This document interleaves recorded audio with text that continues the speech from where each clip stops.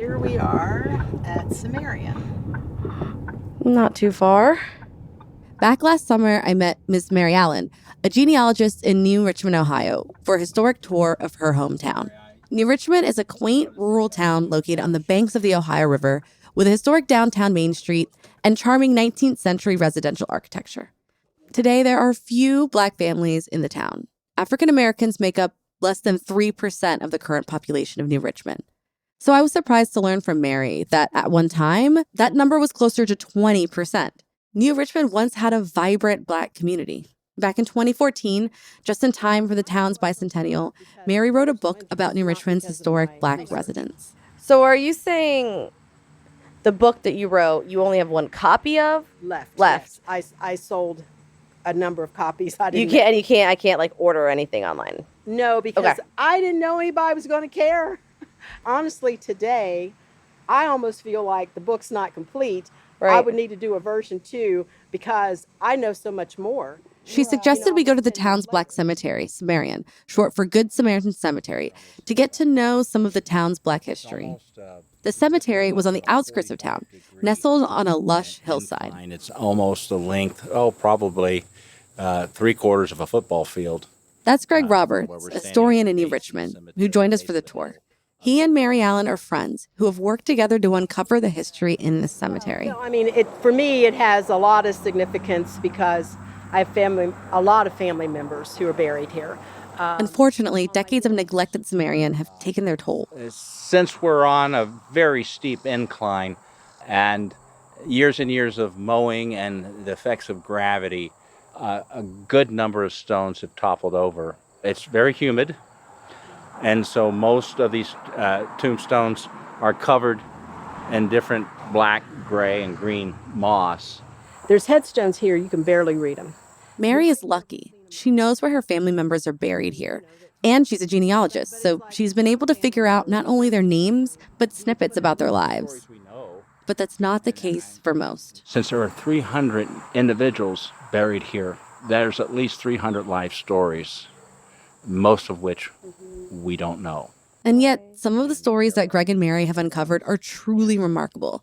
17 Black Civil War veterans are buried here. There was an entire company part of the infamous Battle of the Crater, and sadly the troops ran into this great big hole and were like sitting ducks for the Confederate sharpshooters. And somewhere in Sumerian, in an unmarked grave, lies the body of Ms. Mary Lumpkin. Mary Lumpkin was born into slavery in Richmond, Virginia, about 500 miles southeast of New Richmond, Ohio. As a girl, she may have dreamed of escaping the South to get to a free state like Ohio, because Mary's life was hard. At a very young age, she was forced into a sexual relationship with her enslaver, Robert Lumpkin. She was 13 when she had her first child. Robert owned a notoriously brutal slave jail. It was a place where enslaved people were kept in cages before they were to be sold or purchased. It was so bad, it earned the nickname the Devil's Half Acre. Mary and her children lived in that jail. Records indicate that Mary was a light-skinned Black woman, and her children were even lighter. She was able to advocate for her children to be educated. And because 2 of her daughters passed as white, Robert allowed them to attend school in Massachusetts. She ultimately inherited, he didn't have much at that time, but she did inherit that jail and that property.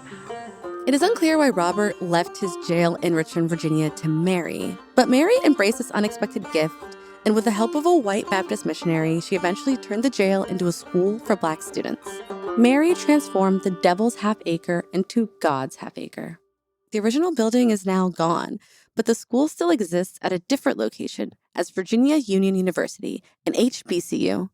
Like much of African American history, most of her story has been pieced together through oral histories, which means that many details of her life are uncertain, including how and why she ended up in New Richmond, Ohio. We know a little about her. I know she traveled, but I always wondered what brought her to New Richmond, and I just always assumed it was military. Mary and Greg have speculated that it might have been a relationship with a Civil War soldier who lived in New Richmond that brought her to the town. But it's also possible that Mary and her family were drawn to New Richmond, Ohio because of its reputation. For one moment in time, New Richmond, Ohio was the antithesis of its namesake, Richmond, Virginia, the capital of the Confederacy. But how did this little town on the Ohio River earn such a reputation? How did New Richmond attract a vibrant Black community at a time when it was still dangerous to be Black in Ohio? In this episode, we'll tell that story.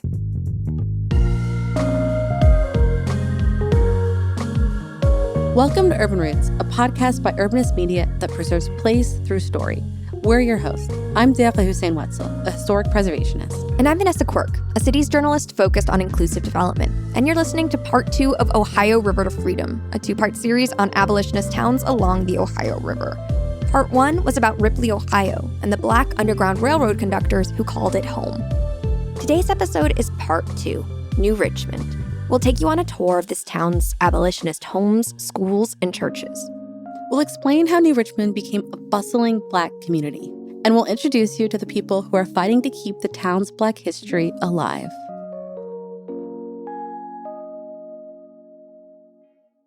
As we explained in our first ever episode of Urban Roots on Cincinnati's Black history. Love that episode. Yep, it's one I highly recommend.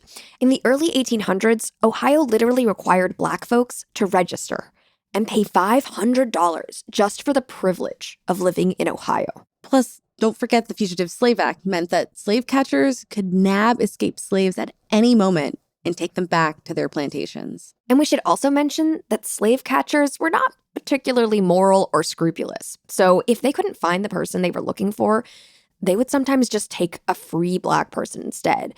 And at that time, African Americans couldn't even defend themselves by testifying in court. So Southern Ohio, with its proximity to Kentucky, would have been a dangerous place to live for African Americans, which is why, for many, towns like Ripley and New Richmond would have just been pit stops on the way to safer, freer northern states or Canada. But somewhat surprisingly, many did decide to stay in New Richmond for 2 big reasons.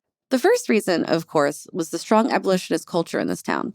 When I went to New Richmond, Greg and Mary taught me about so many interesting abolitionists. Any favorites who come to mind? Well, definitely Dr. John Rogers. He was a doctor whose house was a stop on the Underground Railroad. I found it pretty neat that he ran a vigilante group called the Chieftains of Liberty. Chieftains of Liberty. Could be a good name for a band. Yeah, this band of abolitionists got into all kinds of good trouble. For example, when James Gillespie Birney set up an anti-slavery newspaper in New Richmond in 1836, pro-slavery mobs rose up and threatened to not only destroy his printing press, but kill him. Yeesh, yowza. But luckily, Dr. Rogers and the chieftains were on the scene to protect him. And that's not all. But rather than have me tell you, let's go back to my tour with Mary Allen and Greg Roberts, 2 of New Richmond's biggest history buffs. Who wants to drive? I feel like it should be one of you two, though. Oh, yeah, one of us can drive. Okay, great. We pulled up to Cranston Memorial Presbyterian Church, a brick Greek Revival building with columns and a massive bell tower. Dr. Rogers joined the Presbyterian Church, and he started his outspoken words. Rogers demanded that all Presbyterian churches in the area break ties with pro-slavery churches and people. And so it was pretty radical. And if you're familiar with the Lane and the Rebels, one of the preachers here was one of those rebels. Lane Seminary rebels were a group of students who attended Lane Seminary, but they resigned after discussions of abolition were banned from the school. Most of the rebels transferred to Oberlin College, another well-known Ohio school with very strong abolitionist viewpoints. But before transferring, one of the students, Amos Stresser, went south to sell Bibles to help raise funds for his schooling. Unfortunately, he didn't make it far before being nabbed by a pro-slavery mob. They stripped him totally naked. He was whipped 40 lashes while he was traveling through Nashville, Tennessee, and was found to have anti-slavery pamphlets in his carriage. And so he was convicted by a kangaroo court of citizens for allegedly trying to start a slave rebellion in Nashville.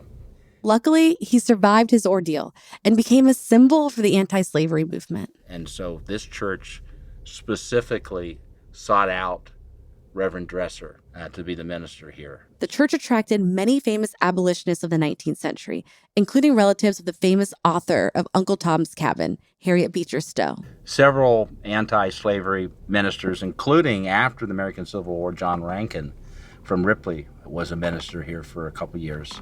If you listened to part 1, you know all about John Rankin and Ripley. But sorry, back to New Richmond. New Richmond wasn't just home to stops on the Underground Railroad, an anti-slavery church, and an abolitionist newspaper.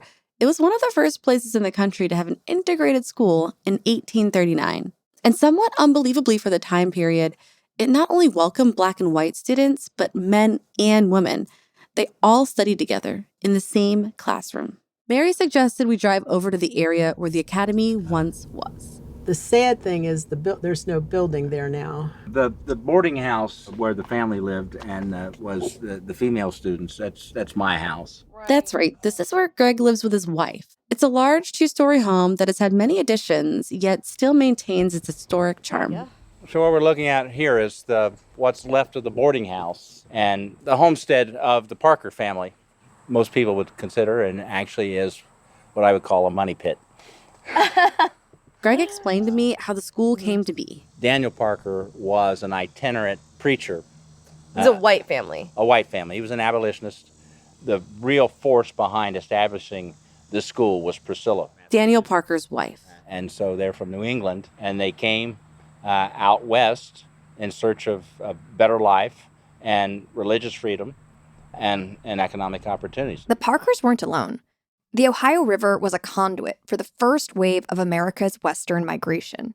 As Indigenous people were forcibly removed, progressive whites from the North migrated to the Ohio Valley due to its cheap land and bountiful natural resources. They bought a 180-acre farm here.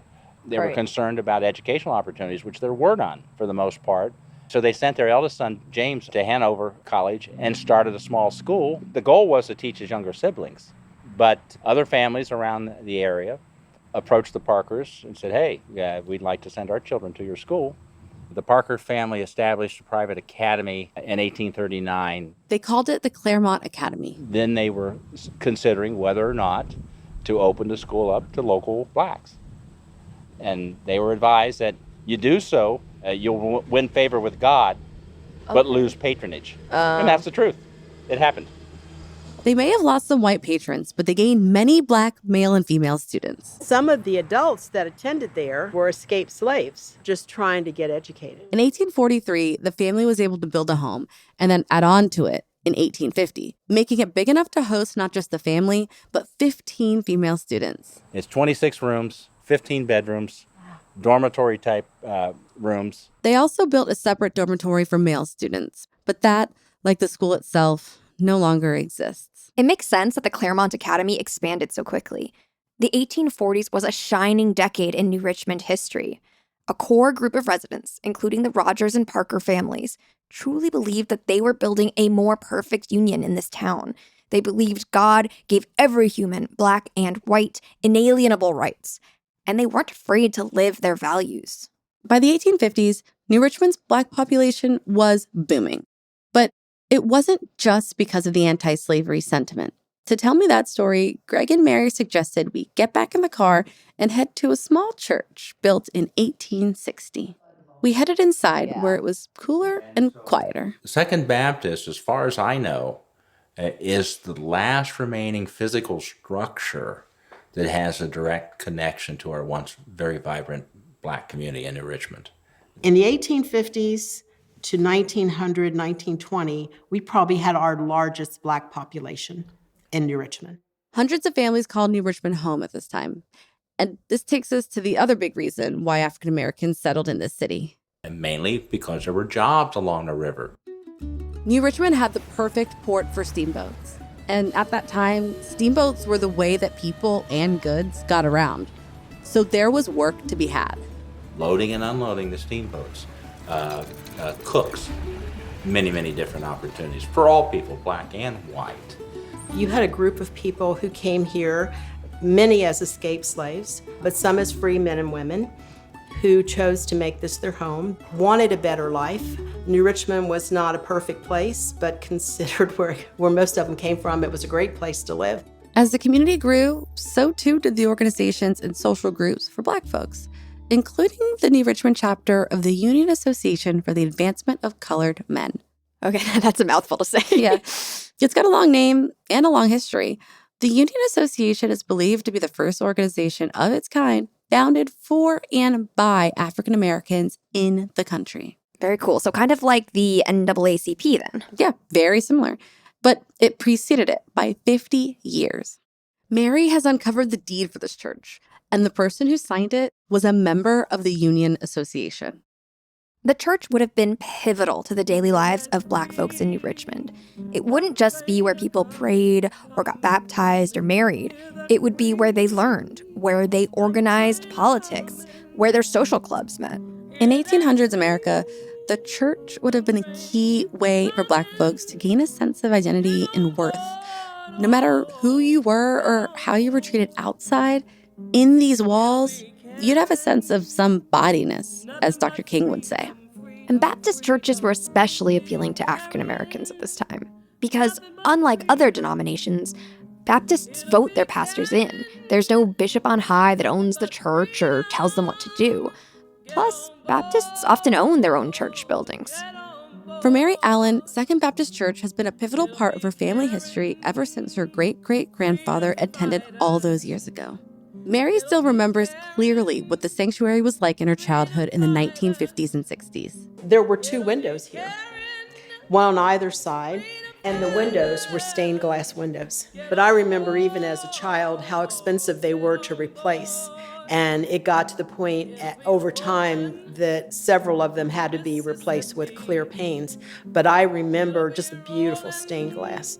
Through Mississippi, it'll be rolling through Mississippi. Get on board, get on board. The church has seen better days. Like many Black churches, its congregation has dwindled over the decades. The beginnings of this decline can be traced to the late 1800s when railroads and roads began to replace steamboats as the primary modes of transportation. You know, river work was drying up, foundry work was drying up. As the industrial age started to take off and the jobs were in the city, more and more of the African-American families left. In 1884, a massive flood with surges over 70 feet high struck New Richmond. With the city recovering and economic uncertainty prevailing, Black folks started to leave. In 1892, the Clermont Academy closed for good.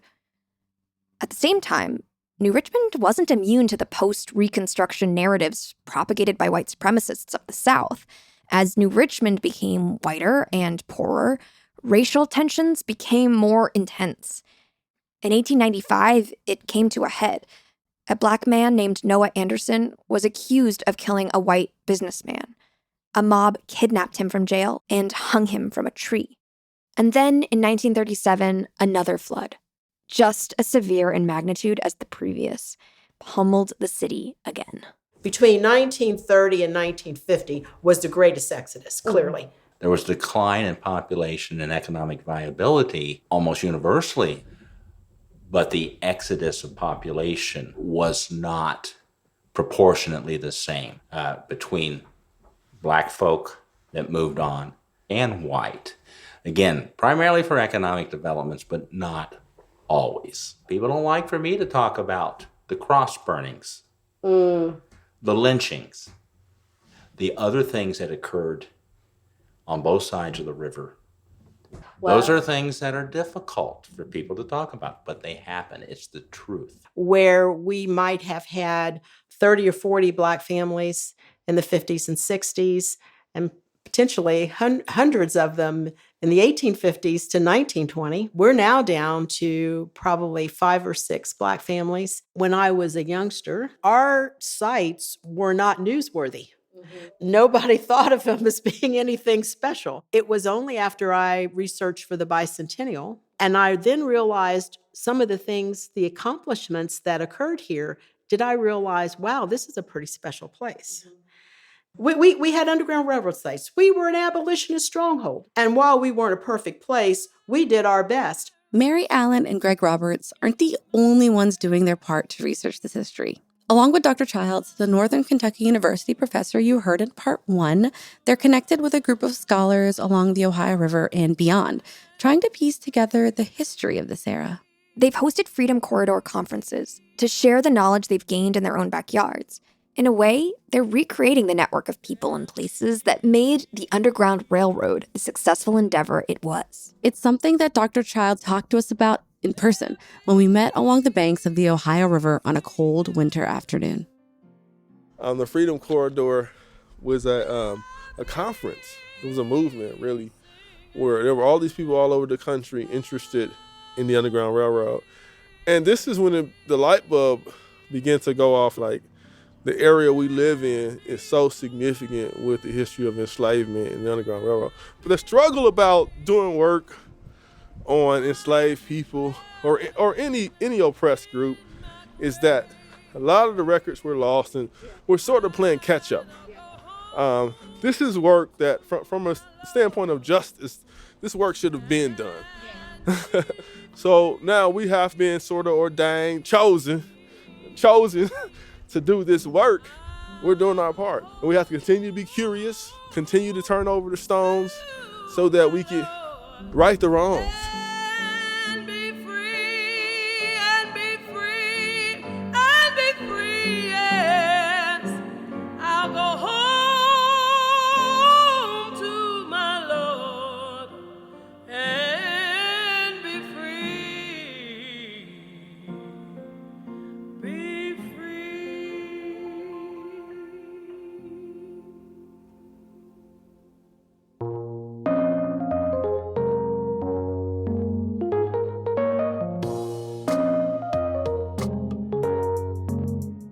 Thank you for listening to Urban Roots, a podcast from Urbanist Media that preserves place through story. Your hosts are me, Vanessa Quirk, and Decca Hussein-Wetzel.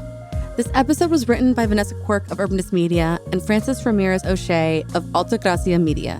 It was produced by Vanessa, Francis, and me, Deborah. It was edited by Connor Lynch and mixed by Andrew Calloway. Theme song by Adam James Levin Arity. Thanks also to Sophia Ferris Rowe for their support. Big thanks to Greg Roberts, Mary Allen, and Dr. David Childs for lending their voices and expertise to this episode.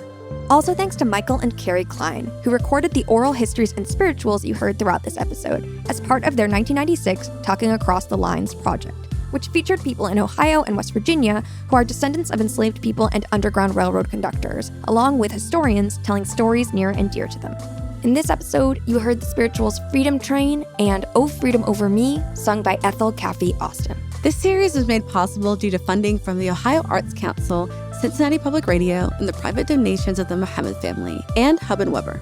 Special thanks to Janelle Walton of Cincinnati Public Radio for her collaboration on this series, and the Juneteenth Cincinnati Shorts, which are playing on WVXU 91.7 and WGUC 90.9 throughout the month of June. Urbanist Media is a 501c3 nonprofit. If you believe in preserving places through story and want to help us make more episodes like this one, then please consider donating to us via Venmo or PayPal at Urbanist Media. The links are also on our website, urbanistmedia.org. While you're there, you can also sign up for the newsletter or follow us on our social media channels on LinkedIn or Instagram at Urban Roots Culture and find out when new episodes are dropping. We have 2 more episodes coming up this season. One about a remarkable Black church and another on an unsung woman architect in Decatur, Alabama. You won't want to miss them. Okay, I think that's it, Decca. Want to hit the good people with our new tagline? Urban Roots, preserving place through story.